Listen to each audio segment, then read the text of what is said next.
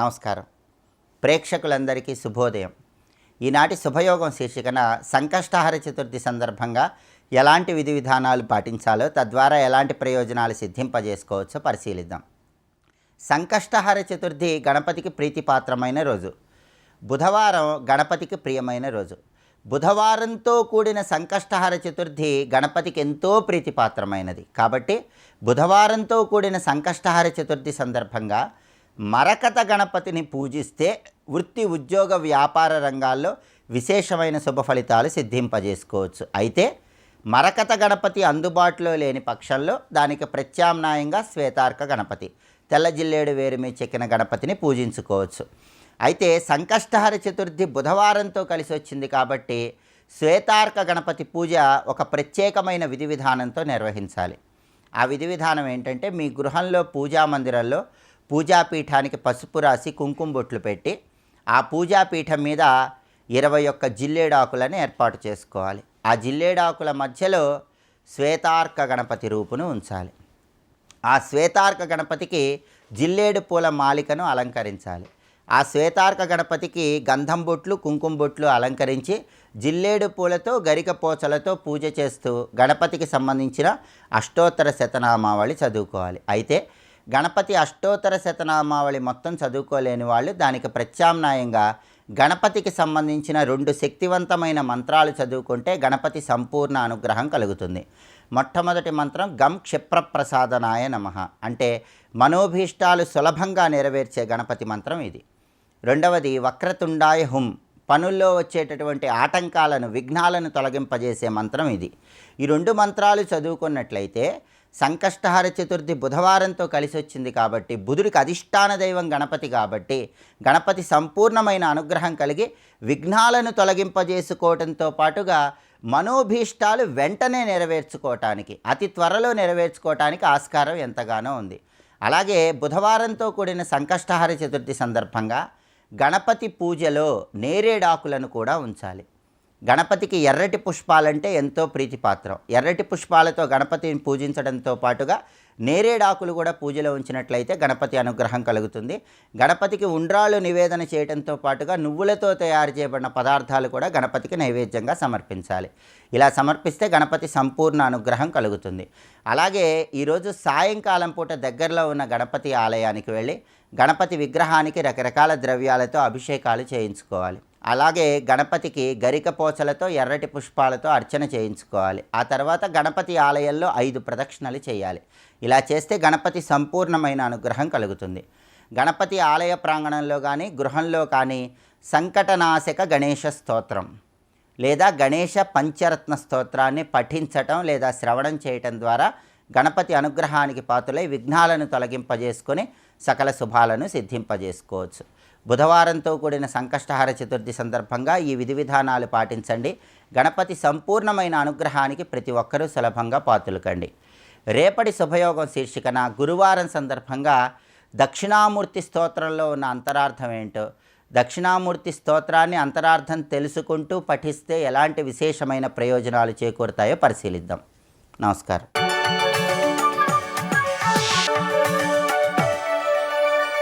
నందకిశోర నవనీత చోర నాదవిహార శ్రీధర, నందకిశోర నవనీత చోర నాదవిహార శ్రీధర. వాడు జ్ఞాన చక్షుషా, వాడు జ్ఞాన నేత్రంతో చూస్తాడయ్యా అన్నాడు. మిగిలిన వాళ్ళ చూడరు సరికదా, అది లేదే లేదంటారు. నేను బ్రహ్మం ఎలా అవుతానండి మరి చెప్తాడు ఈయన. నేను సుఖపడుతున్నా, దుఃఖపడుతున్నా, శరీరంతో అంతే, నేను బ్రహ్మం ఎలా అవుతాను అంటట్టు వాడు. అందుకని ఆయన నువ్వు బ్రహ్మమే అని విచారణ కూడా చేయడు, ఆలోచించాడు, శాస్త్ర సహాయం తీయడు. ఎలా ఉంటారంటే, ఒక చెట్టు కింద పడుకున్నట్ట. తెల్లవారింది, తెల్లవారుగానే పక్కవాడికి సూర్యుడు వచ్చాడు లేవరా అన్నట్ట. పైన 2 గొడ్ల గోపులు ఉన్నట్ట. పిల్ల గొడ్ల గోప, తల్లి గొడ్ల గోపని అడిగింది. ఇదేంటి వీడు సూర్యుడు వచ్చాడు అంటాడు, ఎవడైనా అన్నది. ఇక్కడ సూర్యుడు లేడు, గిరియుడు లేడు, నేను నీకంటే చాలా సీరియన్, ఎప్పుడు చూడనే లేదు వాడిని, వీళ్ళు పిచ్చి వాళ్ళు అలా అనుకుంటున్నారు అందుకే. ఏది గొడ్ల గోప.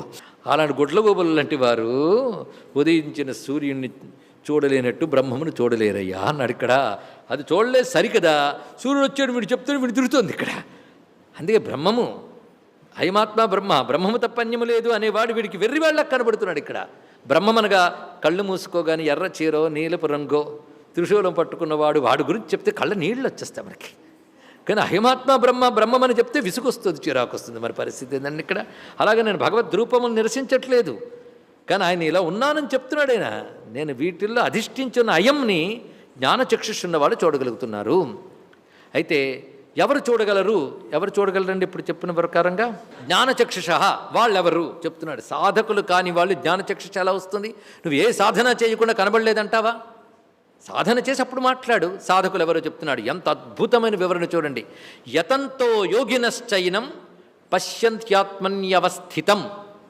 ప్రయత్నశీలురైన యోగులు ఏనం ఈ ఆత్మతత్వమును, ఈ అని చెప్పడంలో అది ఎక్కడో లేదయ్యా, ఎక్కడే ఉంది అని చెప్పడం ఈ అనే మాటలు. ఈ ఆత్మతత్వమును పశ్యంతి చూస్తున్నారు. ఎక్కడ చూస్తున్నారు?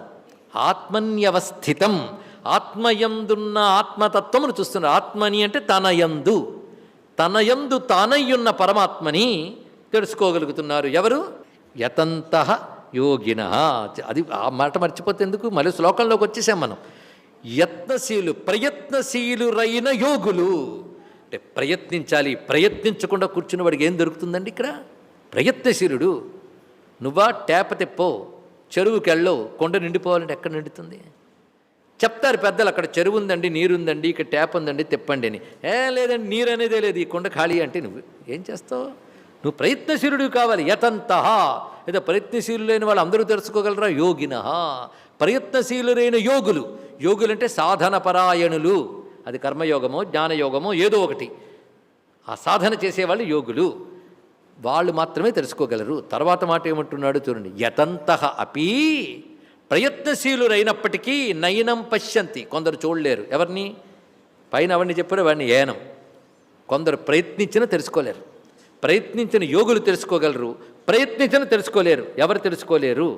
అసలు ప్రయత్నించడం అంటే ఏంటి, తెలుసుకోలేకపోవడం ఏంటండి? ప్రయత్నించుట అంటే ఇదిగో వచ్చి భగవద్గీత ప్రవచనాలు వినడం, తర్వాత ఉపనిషత్తులు వినడం, ఆ తర్వాత మళ్ళీ వాటి స్టడీ చేయడం, కంఠస్థ పెట్టడం, ఇవన్నీ ప్రయత్నశీలం. అంటే శాస్త్రంలో చెప్పింది వినట, తెలుసుకొనుట, ఇవన్నీ ప్రయత్నశీలత. అదేవిధంగా ఏవో సత్కర్మలు ఆచరించుట, ఇవన్నీ కూడా యతంతః కిందకు వచ్చింది. వాళ్ళు యత్నశీలురైనప్పటికీ ఈ రెండు లక్షణాలు లేకపోతే వారిలో ఉన్న పరమాత్మని వారు తెలుసుకోలేరు. వారిలో ఉన్న పరమాత్మని వారు తెలుసుకోలేరు. కానీ మనస్సు జ్ఞానేంద్రియాలను అధిష్ఠించిన పరమాత్మ, దానివల్ల ఇవన్నీ పనిచేస్తున్నాయి. కనుక ఎవరు ఉండడం వల్ల మనస్సు ఇంద్రియాలు పనిచేస్తున్నాయో వాడిని తెలుసుకోలేకపోతున్నారు. కొంతమంది వాడిని తెలుసుకుంటారు. ఎలా తెలుసుకుంటారంటే ఇవన్నీ వాడి వల్లే పనిచేస్తున్నాయి కదా అని ఆ పరమాత్మ యందు మనస్సు నిలుపుంటారు. కొంతమంది ఎవరి వల్ల పనిచేస్తున్నాయో వాడిని తెలుసుకోకుండా బతికేస్తారు. వాళ్ళు విమూఢులు. తెలుసుకునే జ్ఞానచక్షువు కలిగిన వారు తెలుసుకుంటారు. ఆ చక్షువు రావడానికై ప్రయత్నశీలత యోగము ఉండాలి. ప్రయత్నశీలత యోగము.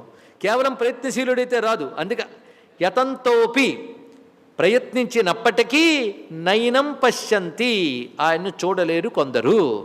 ఎందుకంటే యోగులు కాలేదు కదా. అందుకే పైన ఎంత చక్కగా యతంతః యోగినః అని మాట వేశాడు. ప్రయత్నశీలురైన యోగులు అంటే ప్రయత్నశీలురు యోగులు అని ఇద్దరు కాదు, ప్రయత్నశీలురైన యోగులు. యోగులు అంటే ఏమిటో కింద చెప్తున్నాడు చూడండి. యోగులు కానివారు అకృతాత్మానః అచేతసః. ప్రయత్నించినప్పటికీ అకృతాత్మలు అచేతస్సులైన వారు తెలుసుకోలేరు. దీన్ని బట్టి ఊరికినే శాస్త్రాలు, కబుర్లు, సిద్ధాంతాలు, రాద్ధాంతాలు నాకు అర్థమైంది, నాకు అర్థం కాలేదు, వీటి వల్ల లాభం లేదు. భగవానుడు తెలియబడ్డు. రెండు ఉండాలండి. కృతాత్ముడవాలి, చేతసహ ఉండాలి. ఈ రెండు లేకపోతే అకృతాత్మానః అచేతసః. కానీ ప్రయత్నశీలురైనప్పటికీ అకృతాత్ములైన వారు, అచేతస్కులైనటువంటి వారు ఈయన్ను తెలుసుకోలేరు. ఈయన్ని అంటే అవన్నీ నన్నే అంటున్నాడు పరమాత్మ. పరమాత్మ తెలుసుకోలేరు. అంటే వారిలో ఉన్న నన్ను ఎవరు తెలుసుకోలేరు? మళ్ళీ చెప్తున్నాం. ప్రయత్నించినప్పటికీ అంటే శాస్త్రాదులు చర్చలు చేసినప్పటికీ అదే సాధన కాదు. కొంతమంది క్లాస్కి వస్తారు, పాఠం వింటారు, పట్టుకుంటారు, పొద్దున కూర్చొని అయమాత్మ బ్రహ్మ, అయమాత్మ బ్రహ్మ, సోహం బ్రహ్మాస్మి అయిపోయిందా? సరిపోదు. ఈ రెండు లేకపోతే వాడు ఎన్ని శాస్త్రాలు చదివినా, ఎన్ని కబుర్లు చెప్పినా వారిలో ఉన్న నన్ను తెలుసుకోలేరు. ఆ రెండు తెలుసుకుందాం. అకృతాత్మానః. అకృతాత్మానః అంటే అర్థం ఏంటో భగవత్పాల్ వారు చెప్తున్నారు చూడండి. అసంస్కృతాత్మానః, తన మనస్సుని సంస్కరించుకోని వారు. ఎందుకంటే పుట్టడం అలాగే పుడతారండి. బంగారం అలాగే దొరుకుతుంది. ఎలాగా? మట్టితోనూ మాలిన్యంతోనూ. అలాగే వాడతావా నువ్వు? దాన్ని కరగబెట్టుకోవు. అలాగే మనస్సు కూడా అనేక మాలిన్యాలతోనే పుడుతుంది. పుట్టుకతో దాని సాధనతో సంస్కరించుకోవాలి. బంగారాన్ని అగ్నిలో కరగబెట్టి సంస్కరించుకున్నట్లుగా మనస్సుని సంస్కరించుకుంటే ఆ లోపల ఉన్నవాడిని తెలుసుకోగలరు. మనస్సుని సంస్కరించుకోకుండా ఊరికనే శాస్త్రాలు కబుర్లు అర్థమయ్యేని సిద్ధాంతాలతో లాభం ఏమిటి? మనస్సంస్కారం లేనిటువంటి వాడు ఎన్ని విన్నా, ఎన్ని చదివినా, వల్లె వేసినా, కంఠోపాఠాలు చేసినా, ఒకడికొకడు బోధించినా నన్ను తెలుసుకోలేరు. అందుకే మొదటిదేంటి? అసంస్కృతాత్మానః, సంస్కరింపబడని మనస్సు కలవారు నన్ను తెలుసుకోలేరు. మొదటి చెప్పాడు ఇక్కడ. అయితే సంస్కరింపబడ్డం అంటే చెప్తున్నాడు. సంస్కరింపబడ్డం అంటే తపసా ఇంద్రియ జయేన దుశ్చరితాత్ అనుపరతాః అశాంత దర్పాత్మనః. 4 లక్షణాలు. ఈ 4 లక్షణాలు తెచ్చుకోకపోతే వాడు సంస్కరింపబడని హృదయమే. 4 లక్షణాలతో సంస్కరించుకోవాలి. మొదటిది ఏమిటి? తపస్సు. తపస్సు చేయాలి. తపస్సు అంటే నియమపాలన, ఆలోచన. ఆలోచనే అని కూడా గురువు చెప్పింది ఏదో విచారణ చేయి, ఆలోచించు. గురువు అసత్యం చెప్పడుగా. అటువంటిప్పుడు సత్యమేనని శంకించడం నా దోషం. ఆ సత్యాన్ని నేను ఆలోచన చేయాలి, విచారణ చేయాలి. తపస దానికి తగ్గ నియమంగా ఉండాలి. అది తపస. దానితో ఇంద్రియ జయేన, ఇంద్రియాలను జయించడం. మూడవది దుశ్చరితాత్ అనుపరతాః, అంటే దుశ్చరిత్ర నుంచి, చెడు పనుల నుంచి మరలాలి. చెడు పనుల నుంచి మరలకపోతే దుశ్చరితాత్ అనుపరతాః అవుతారు వాళ్ళు. అంటే చెడు పనుల నుంచి మరలాలి. అంటే శాస్త్రం చదివేసి పూజల మేరకు పూజలు చేసేసి నువ్వు పాపాలు చేస్తూ ఉన్నావు అనుకో, ఇలాగే ఉంటావు. ఇక్కడ ఎక్కడ వేసిన గొంగళే. అందుకు దుశ్చరితాత్, ఏవైతే చెడు చేతలు ఉన్నాయో వాటి నుంచి మరలాలి. అలాగే అశాంత దర్పాత్మనః, దర్పము, పొగరుమొత్తనం, అహంకారం మొదలైనవి శమించాలి, శాంతించాలి. ఇవన్నీ సాధించితే వాడు సంస్కృతాత్మ, వాడు కృతాత్మ. అది లేనిటువంటి వాళ్ళు అకృతాత్ములు అన్నాడు ఇక్కడ. స్వస్తి.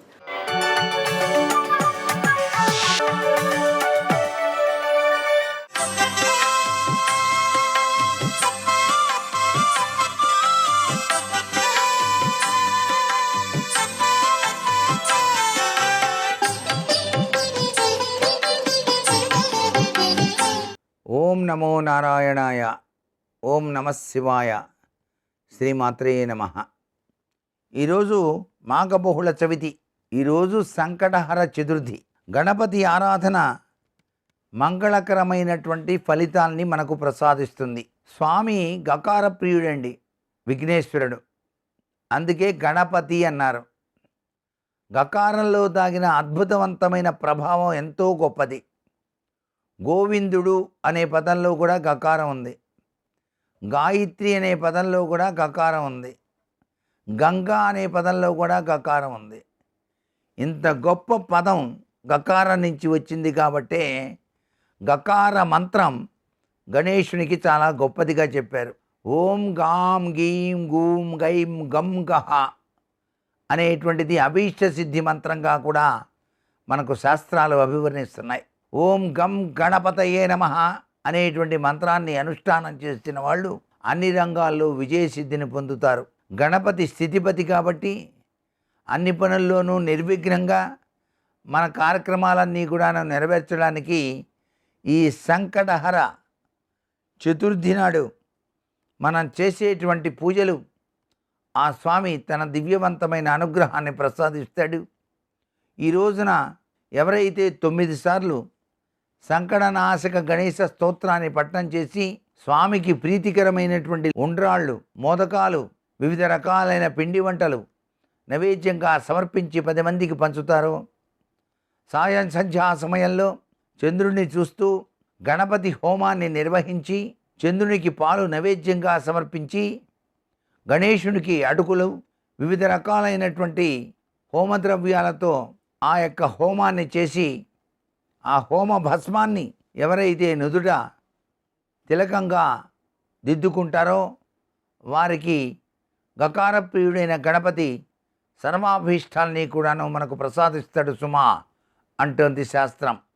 కాబట్టి ఈ రోజున సంకటాల్ని తొలగించి అభివృద్ధి పదంలోకి పయనించేందుకు వీలుగా సంకటనాగ చతుర్దశి వ్రతాన్ని ఆచరించడంతో పాటు ఈ మాఘమాసంలో విశిష్టతా లక్షణాలను గుర్తిరిగి మనం హోమాది కార్యక్రమాలు నిర్వహించి ఆ హోమ భస్మాన్ని కూడాను నుదుట తిలకంగా ధరించడం వలన విశిష్టవంతమైన ప్రయోజనాల్ని పొందడానికి ఆస్కారం ఉంది. సర్వే జనా సుఖినో భవంతు.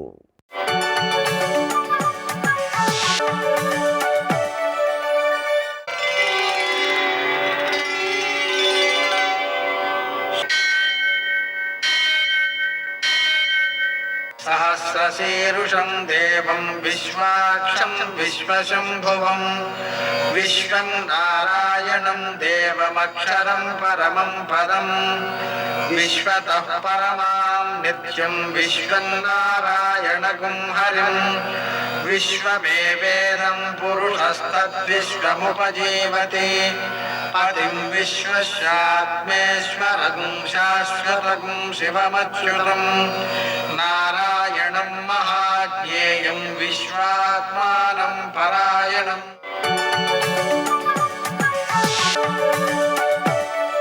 సూర్యశౌర్యమథేందురింద్రపదవీ సన్మంగళం మంగళం. ఆపదామపహర్తారం దాతారం సర్వసంపదాం లోకాభిరామం శ్రీరామం మోక్షదం తన్నమామ్యహం.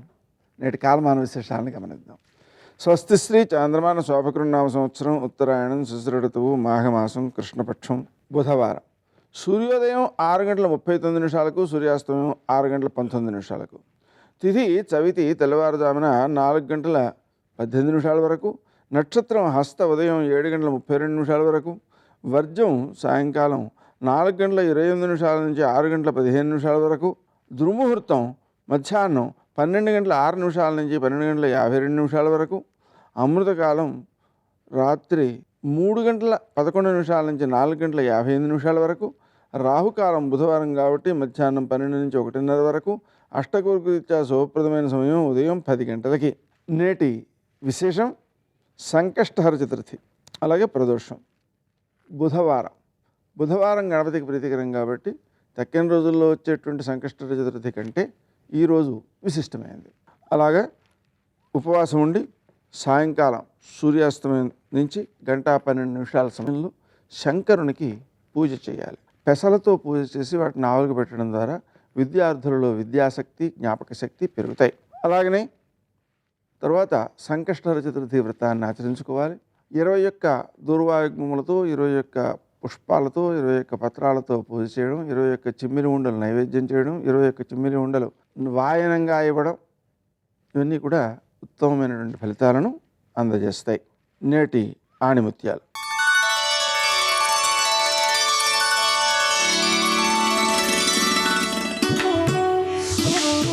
సంతోషం, సంతృప్తి మనిషికి లభించిన సహజమైన సిరి సంపదలు.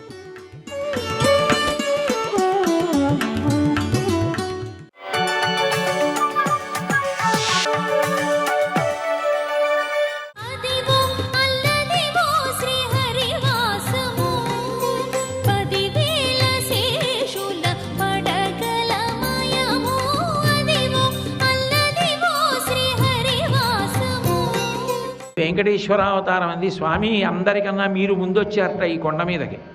ఈ కొండంతా మీదిట. కలియుగంలో ప్రజల్ని ఉద్ధరించడానికి నేను వచ్చాను కాబట్టి నాకు కొంత స్థలం ఇవ్వండి ఈ కొండ మీద, నేను కూడా ఉంటాను. మీరు ఎక్కడిస్తే అక్కడ ఉంటాను, నాకు కొంత స్థలం ఇవ్వండి అన్నారు. అంటే ఆదివరాహమూర్తి అన్నారు, అలా ఇవ్వడం కుదరదు. ఈ యుగంలో ఒక ధర్మం ఉంది, స్థలం మౌల్యేన గృహ్యతాం. కావాలంటే అందరికీ గజం 1000 రూపాయలకి ఇస్తే మీకు 200కి ఇస్తాను. అంతేకాని అసలు ఉత్తినే ఇవ్వడం కుదరదు. కాబట్టి ఎంతో కొంత ఇవ్వండి.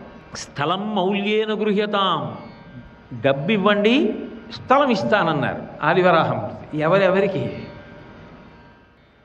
నా కుడి జేబులోంచి తీసి ఎడం జేబులో పెట్టుకున్నట్టు. కానీ యుగధర్మాన్ని చూపించారు, అది చమత్కారం. అంటే వెంకటేశ్వర స్వామి అన్నారు, లక్ష్మి కొల్హాపురం వెళ్ళిపోయింది భృగువు తన్నాడని. కాబట్టి ఇప్పుడు ఇవ్వడానికి ఏం లేదు, కాబట్టి ఒక వరం ఇస్తాను, దాన్ని మీరు స్వీకరించి నాకు స్థలం ఇవ్వండి. అంటే గిఫ్ట్ డీడ్ రైడ్ ఉంది ఆ రోజుల్లోనే. ఆప్యాయత చేతనో ప్రేమ చేతనో పసుపు కుంకాలగానో స్త్రీధనంగానో ఆప్యాయత కారణం చూపించో బహుమతిగా ఇవ్వడం అనేటటువంటిది ఉందన్నమాట.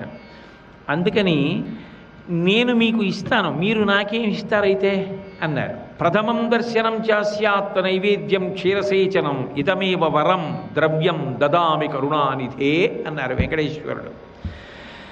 ఈ కొండ మీద నేను ఆపద ముక్కుల వాడనై ఉంటాను. అందరూ నా దర్శనం కోసమని కొండకొస్తుంటారు. కానీ తిన్నగా నా దగ్గరికి వచ్చేస్తే నా దర్శనం చేసినట్టు అవ్వదు. మొదట మీ దర్శనం చేసి నా దగ్గరికి రావాలి.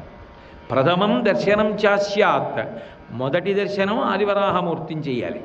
తర్వాత నైవేద్యం క్షీరసేచనం, మొట్టమొదట పాల చెంబుతో అభిషేకం ఆదివరాహమూర్తికి చేయాలి. తర్వాత వెంకటేశ్వర స్వామి వారికి నైవేద్యం మొదట ఆదివరాహమూర్తికి పెట్టాలి, తర్వాత వెంకటేశ్వర స్వామికి పెట్టాలి.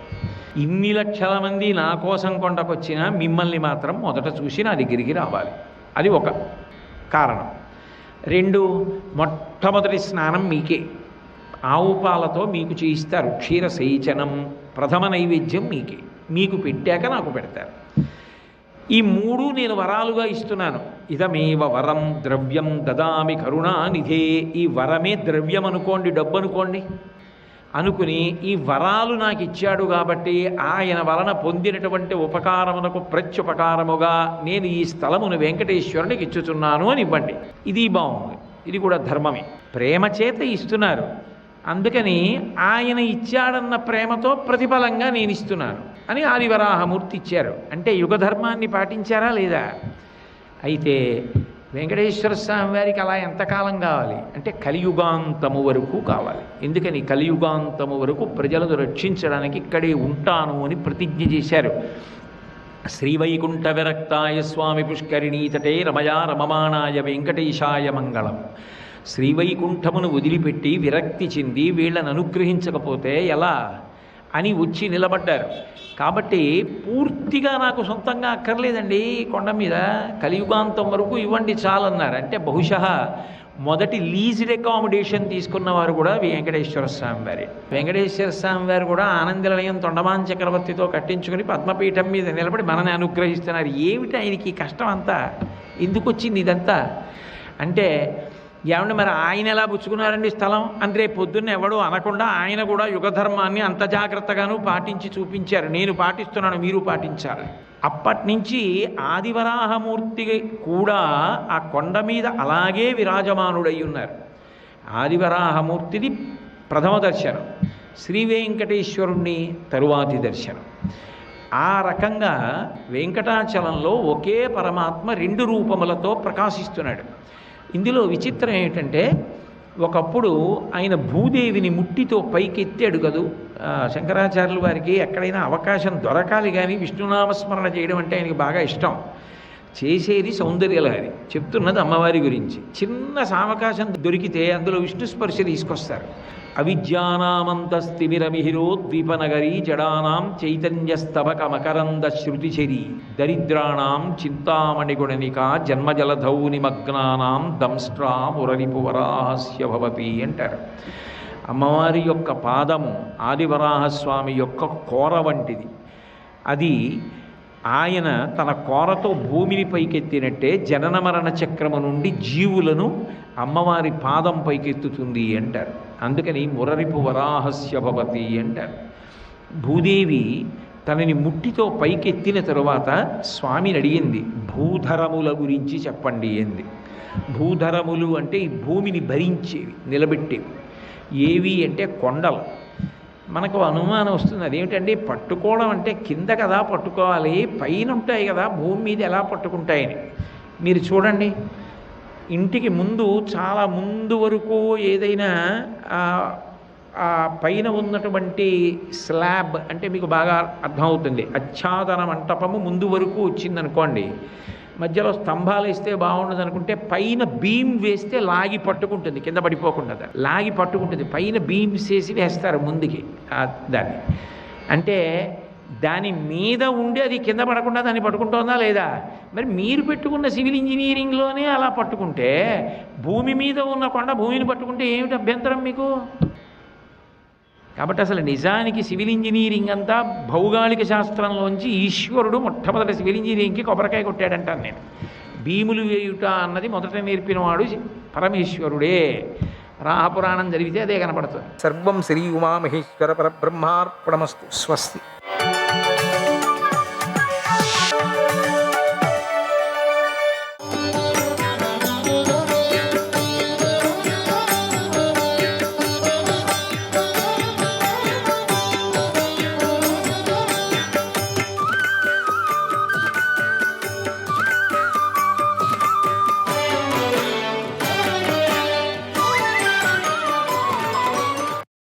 సంజయుడు ధృతరాష్ట్రుకి ఇలా చెప్పాడు, ఓ మహారాజా, దుశ్శాసనుడు సాత్వికని ఎదిరించాడు.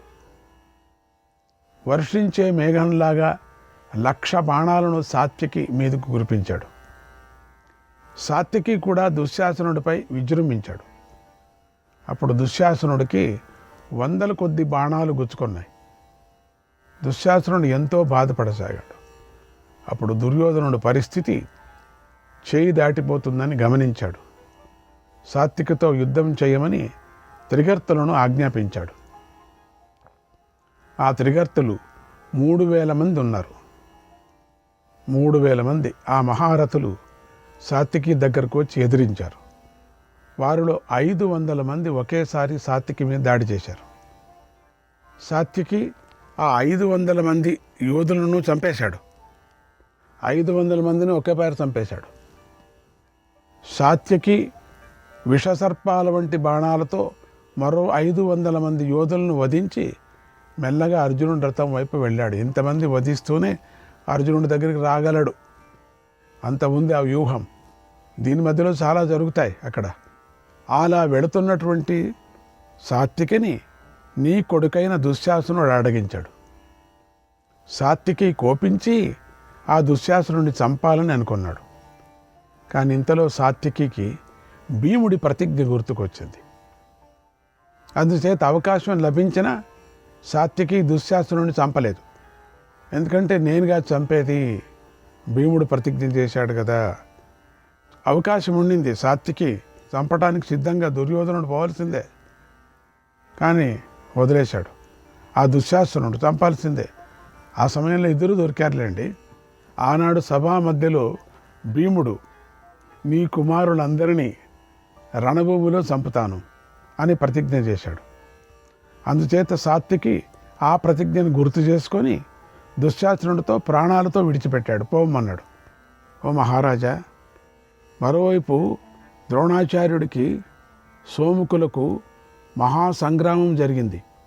ద్రోణుడు నీకు మేలు చేయాలని సోముకులను, సృంజయులను, కైకేయులను వధించసాగాడు. తర్వాత ఒక పదునైన బాణాన్ని ప్రయోగించాడు. అది బృహత్ క్షత్రుడిని రొమ్మును బలంగా తాకింది. దాంతో బృహత్ క్షత్రుడికి గుండె బద్దలైపోయింది. అతడు నేల మీద పడి మరణించాడు. తర్వాత ద్రోణుడు 4 బాణాలతో దుష్టకేతు గుర్రాలను చంపేశాడు. నవ్వుతూ అతడి సారథి శిరస్సును నరికేశాడు. తర్వాత ద్రోణుడు దృష్టకేతువును చంపాలని సంకల్పించాడు. ఒక పదునైన బాణాన్ని దృష్టకేతువుపై ప్రయోగించాడు. ఆ బాణం అతడి కవచాన్ని బద్దలు చేసింది, అతడి హృదయాన్ని చీల్చివేసింది. శూరుడైన ద్రోణుడు దృష్టకేతు ప్రాణాలను హరించి వేశాడు. అలా దృష్టకేతు మరణించాడు. అయిపోయింది అక్కడికి. అది చూసి అతడి కొడుకు ఎంతో కోపించారు. తండ్రి స్థానంలో వచ్చి నిలబడ్డాడు. ద్రోణుడితో యుద్ధానికి దిగాడు. ద్రోణుడు నవ్వుతూ దృష్టకేతు కొడుకును కూడా యమసదనానికి పంపించేశాడు. తర్వాత సకల శక్తులను ఒడ్డి ఎలాగైనా ద్రోణుడిని యముడింటికి పంపించాలని ఎంతో ప్రయత్నిస్తున్నటువంటి చైదీ వంశీయులను ద్రోణుడు ఏమాత్రమూ శ్రమపడకుండా బాణాలను ప్రయోగించి వధించాడు. తర్వాత క్షత్రధర్ముడు ద్రోణుని ఎదిరించాడు. ద్రోణుడు తన తీక్షణమైన బాణాలతో క్షత్రధర్ముడిని కొట్టాడు. ఎక్కడి నుంచి వస్తున్నారు ఒక్కొక్కరుగా. దాంతో క్షత్రధర్ముడి హృదయం బద్దలైపోయింది. అది క్షత్రధర్ముడిని చంపేసింది. రావటం సావటం. అతడు రథం మీద నుండి నేల మీద పడిపోయాడు. అతడు దృష్టద్యుమ్నుడి కుమారుడు. ఆ దృష్టద్యుమ్నుడి కుమారుడు. దృష్టద్యుమ్నుడు పుత్రశోకం తట్టుకోలేక దృష్టద్యుమ్నుడు వేగంగా ద్రోణుడిపైకి దాడి చేశాడు. ద్రోణుడికి ఆ యుద్ధ సమయానికి 85 సంవత్సరాల వయస్సు. అయినా కూడా 16 సంవత్సరాల యువకుడిలాగా రణభూమిలో విజృంభించాడు, నిర్భయంగా సంచరించాడు అన్నాడు సంజయుడు. శ్రీకృష్ణాయ పరమాత్మనే నమః. 126వ అధ్యాయం. సంజయుడు ధృతరాష్ట్రుడికి చెప్తున్నాడు, ఓ మహారాజా, ద్రోణాచార్యుడు ఎక్కడికెక్కడ పాండవ వ్యూహాలన్నీ నాశనం చేస్తున్నాడు. దాన్ని చూసి పాండవులు, పాంచాల సోమక వీరులు దూరంగా పారిపోతున్నారు. ద్రోణుడు అతి రౌద్రంగాను ఒళ్ళు జలధరించే విధంగాను యుద్ధం చేస్తున్నాడు. ఆ యుద్ధం వల్ల ప్రళయకాలంలాగా ప్రపంచానికి తీవ్ర వినాశనం జరుగుతోంది. ద్రోణుడు మాటిమాటికి సింహనాదాలు చేస్తూ విజృంభిస్తూ ఉండగా పాంచాలు నశిస్తున్నారు, పాండవ సేనలు మరణిస్తున్నారు. ఆ సమయంలో ధర్మరాజుకు తమను రక్షించేవాడే కనిపించలేదు. ఇప్పుడేమి చేయాలి అని ఆలోచించసాగాడు. అర్జునుడు కనిపిస్తాడేమో అని అన్ని దిక్కులకు చూస్తున్నాడు. ధర్మరాజుకు అర్జునుడు కానీ కృష్ణుడు కానీ కనిపించలేదు. ఎంతో బాధపడ్డాడు. సాత్యకి కూడా కనిపించకపోవటంతో ఎంతో చింతించాడు, అశాంతిని పొందాడు. సాత్యకి గురించి ఇలా ఆలోచించాడు. సాత్యకి సత్యవ్రతుడు, మిత్రులకు అభయాన్ని ఇస్తాడు. అతడు నేనే అర్జునుడి దగ్గరికి వెళ్ళమని చెప్పాను అన్యాయంగా. అంతకుముందు ఒక్క అర్జునుడి గురించి మాత్రమే చింత ఉండేది. ఇప్పుడు సాత్యకిని గురించి కూడా నేను చింతించవలసి వస్తుంది. ఎందుకంటే అర్జునుడు వంటి వాడు సాత్యకి, వాడు కూడా వెళ్ళిపోయాడు. ఇప్పుడు నేనేం చేస్తూ ఈ ద్రోణుడి విచారంగా ఇంతగా విజృంభిస్తున్నాడు. ఇప్పుడు సాత్యకి ఎక్కడున్నాడో తెలియాలి, అర్జునుడు ఎక్కడున్నాడో తెలియాలి. కనుక్కుందామంటే అంటే ఎవరు జనం లేరు పంపించడానికి. సాత్యకిని అర్జునుడు వెనుక వెళ్ళమని నేనే పంపించాను. ఇప్పుడు సాత్యకి వెనుక ఇంకెవరిని పంపించాలి? ఇంతవరకు అర్జునుడిని వెతకటానికి ప్రయత్నించాను. ఇప్పుడు సాత్యకిని కూడా వెతికించాలి, లేకపోతే లోకం నన్ను నిందిస్తుంది. అందుచేత నేను లోకోపవాదానికి గురి కాకూడదు. నేను ఇప్పుడే సాత్యకిని వెతకటానికి భీముడిని పంపిస్తాను. భీముడు ఎదిరించలేనిది ఈ లోకంలో ఏదీ లేదు. లోకంలోని ధనుర్ధారులు అందరూ కలిసి ఎదిరించిన భీముడు వారిని దెబ్బతీస్తాడు. తన బాహుబలంతో వారిని పడగొడతాడు. యస్య బాహుబలం సర్వే, యస్య బాహుబలం సర్వే సమాశ్రిత్య మహాత్మనః, సమాశ్రిత్య మహాత్మనః వనవాసా నివృత్తాస్మా, వనవాసా నివృత్తాస్మా నచ యుద్ధేషు నిర్జితాః, నచ యుద్ధేషు నిర్జితాః. ఆ భీముడి బలాన్ని ఆశ్రయించే మేము వనవాసం నుండి తిరిగి రాగలిగాం. ఎప్పుడూ ఓడిపోలేదు. ఇక్కడి నుండి భీముడు సాత్యకి దగ్గరకు వెళితే అర్జున సాత్యకులు ఇద్దరూ రక్షించబడతారు. వాస్తవానికి రణభూమిలో అర్జున సాత్యకులను గురించి ఆలోచించవలసిన పని లేదు. వారికి శస్త్రాలు తెలుసు, వారు వాసుదేవుడి రక్షణలో ఉన్నారు. కానీ ముందుకు నా మనోవ్యతను తొలగించుకుంటాను. నేను ముందుగా నాకు చాలా భయంగా ఉంది. అర్జునుడు వెళ్ళేటప్పుడు సాత్వికిని పెట్టి వెళ్ళాడు, సాత్వికి వెళ్ళేటప్పుడు భీముడిని పెట్టి వెళ్ళాడు ధర్మరాజు రక్షించమని. ఇప్పుడు భీముడిని పంపిస్తున్నాడు. చూడండి, కనుక సాత్వికిని వెతకమని భీముడిని పంపిస్తాను అనుకున్నాడు. సాత్వికి విషయంలో నేను తగిన విధంగా ప్రవర్తిస్తాను అని ధర్మరాజు మనస్సులో దృఢంగా నిర్ణయించుకున్నాడు. తన సారథికి రథాన్ని భీముడు ఉన్న చోటుకి తీసుకువెళ్ళు అని చెప్పాడు. ఆ మాట విని సారథి రథాన్ని భీముడు వద్దకు తీసుకొని వెళ్ళాడు. అప్పుడు ధర్మరాజు ఆందోళనకు గురి అయి భీముడితో ఇలా అన్నాడు, భీమసేన, నీ తమ్ముడైనటువంటి అర్జునుడు ఎక్కడున్నాడో తెలియటం లేదు, ఏమైపోయాడో పొద్దుట్నుంచి కనపడటం లేదు అన్నాడు. అప్పుడు భీముడు ధర్మరాజు బాధపడుతున్నాడని గమనించి ఇలా అన్నాడు, ఓ రాజా, ఆందోళన పడకు. నీలో ఎలాంటి ఆందోళన నేను ఎప్పుడు చూడలేదు. ఇంత ఆందోళన పడుతున్నా వినలేదు. ఓ రాజా, గతంలో ఎంతో బాధపడుతున్న మాకు నువ్వు ఒక్కడవే గతివై ఉన్నావు. ఇప్పుడు నన్ను ఏం చేయమంటావో చెప్పు అన్నాడు. ధర్మరాజు కన్నీరు కారుస్తూ వాడిన ముఖంతో భీముడితో ఇలా అన్నాడు, ఓ భీమా, అదిగో పాంచజన్య శంఖఘోష అనిపిస్తుంది. వాసుదేవుడు కోపంతో దాన్ని పూరిస్తున్నాడు. అది పూరించటంలో విచిత్రంగా ఉంటుంది. అది సంతోషంగా పూరించటము, దిగ్విజయంగా పూరించటము, కోపంతో పూరించటమే ఏమో పూరిస్తున్నాడు చూడు. అది కృష్ణుడిదే. అది వాసుదేవుడు కోపంతో దాన్ని పూరిస్తున్నాడు. కనుక నీ సోదరుడు తప్పకుండా మరణించి ఉంటాడని నాకు అనిపిస్తుంది.